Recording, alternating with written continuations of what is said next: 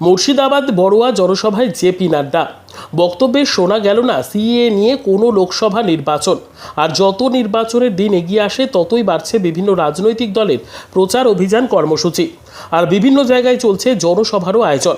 আর রবিবার বহরমপুর লোকসভা কেন্দ্রের বিজেপি প্রার্থী নির্মল দাসের সমর্থনে মুর্শিদাবাদের বড়ুয়ায় আয়োজিত হয় নির্বাচনী জনসভা।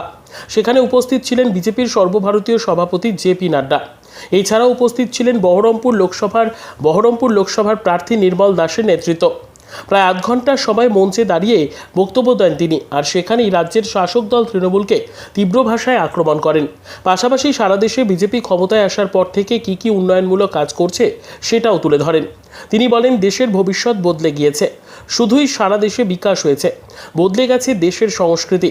আর সবথেকে বড় ভূমিকা রাজনীতির প্রেক্ষাপটও পাল্টে গেছে। সবকা সাথ সবকা বিকাশ, গোটা দেশে এই মন্ত্রে চলছে উন্নয়ন।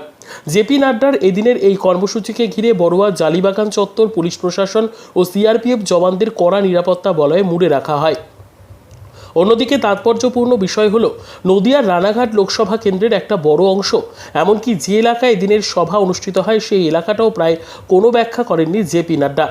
বলেননি বিতর্কিত সিএএ নিয়েও।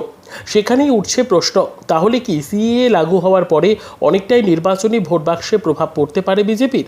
আর তার কারণেই মতুয়াদের এড়িয়ে গেলেন জেপি নাড্ডা। তবে কাঠফাটা রোদ আর ৪৫ ডিগ্রি তাপমাত্রাকে উপেক্ষা করেই এদিনের এই সভায় কর্মী সমর্থকদের উপস্থিতি ছিল চোখে পড়ার মতো। ব্যুরো রিপোর্ট, দিনরাত স্টার নিউজ।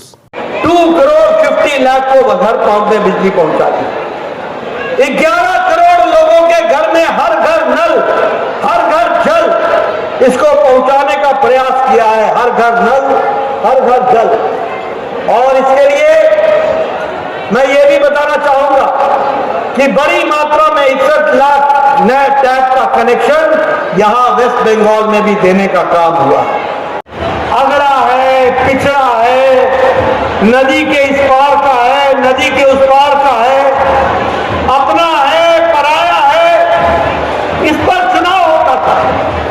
लेकिन अब जो चुनाव होता है वो मोदी जी के नेतृत्व में सिर्फ एक बात का होता है, और वो है विकासवाद, विकासवाद, विकासवाद और विकासवाद। सिर्फ डेवलपमेंट का चुनाव है। ऐसा समय था जब गरीब सोच भी नहीं सकता था कि उसका पक्का मकान बनेगा।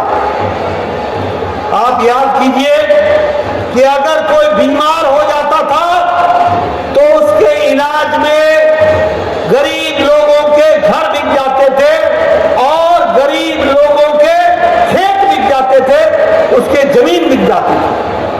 लेकिन मोदी जी ने आज देश में 1000 दिन में 1000 डेज 1000 दिन में 18,000 गांव को बिजली पहुंचाई। अब देश में कोई गांव नहीं है जहां बिजली नहीं है, जहां लाइट नहीं है, वो लाइट पहुंचाने का काम किया। आपको जानकर खुशी होगी कि 2.5 करोड़ घरों में सौभाग्य योजना